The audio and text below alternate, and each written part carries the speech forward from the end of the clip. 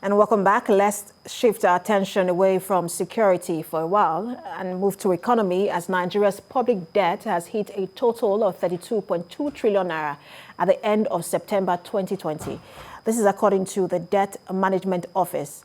The figure implies that the nation's debt profile rose by 1.19 trillion naira between the second and third quarters of 2020. Now, according to a breakdown provided by the DMO on its website, the federal government's total debt stood at 28 trillion naira as of September, while the debt of the states and the Federal Capital Territory stood at 4.19 trillion. Now, further disaggregation of Nigeria's public debt showed that the domestic debt is 20 trillion naira, or 62.18% of the total debt, while foreign debt is 37.82%. In dollar terms, Nigeria's total debt is 84.57 billion naira.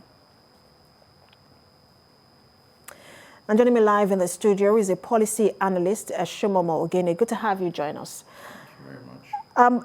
Many economists and policy analysts like yourself say this is worrying in terms of the increase and the rise in that debt burden, especially now that we are in a recession. Do you agree with that?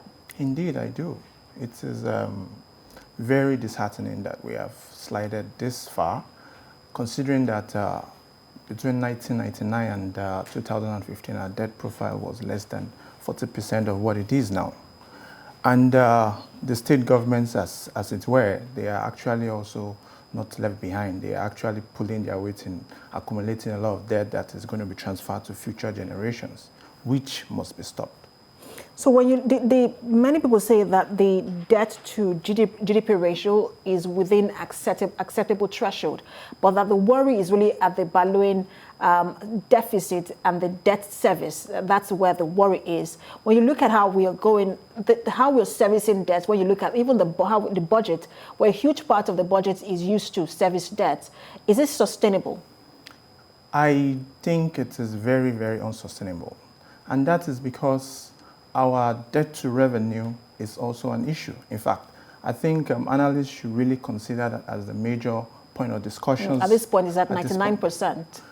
And in a matter of weeks, turning into the new budget coming into force, you discover that they are going to be, in fact, the last budget was really administered on debts. So there was a huge deficit of over 40% of the budget, and it was funded by debt. So debt servicing took its own over 3.2 trillion. And then they also used more debt to finance their projects. And you consider this vis-a-vis the fact that most of the infrastructure project, which quite laudable, but in the sense, it's not generating the revenue to the economy. So you are investing in infrastructure, which is quite all right. But the cost of the infrastructure at this point is literally not taking us anywhere.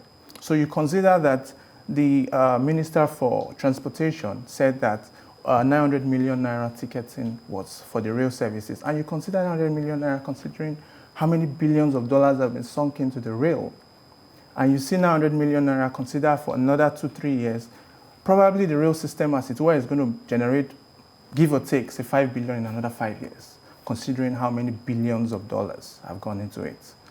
All right, so let's talk about the debt service to revenue ratio. You just mentioned that, and it rose to 99% in the first quarter of 2020, which means that we're using 99% of our revenue to service debt. Now, what is the long-term impact of this for the economy and for citizens? Because at the end of the day, people will say the citizens always bear the brunt of it. In fact, I think it was 99.3% of our total revenue that was used to service debt. So we had what? Less than what percent to less than 1% for generated as revenue kept. Now, the debt to GDP ratio is considered on the one side, vis-a-vis now the debt to revenue ratio. If you look at the citizen side, revenue is not increasing. One, there's no savings.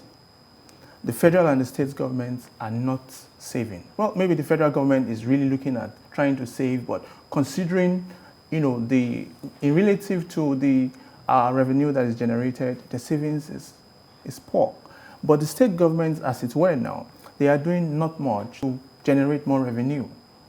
And the debt is piling in the states. The citizens are the ones that are going to be at the brunt. When the debtors start calling in for their money, most of them would have literally maybe in another 10, 15, 20 years, give or take, a lot of these extant politicians would have forgotten that they were in office, probably living in their retirement homes in Bahamas. But we, the citizens, are going to be at the brunt. So for us, it is time to get our saving gear on and see what areas we can plug leakages, curb the wastage.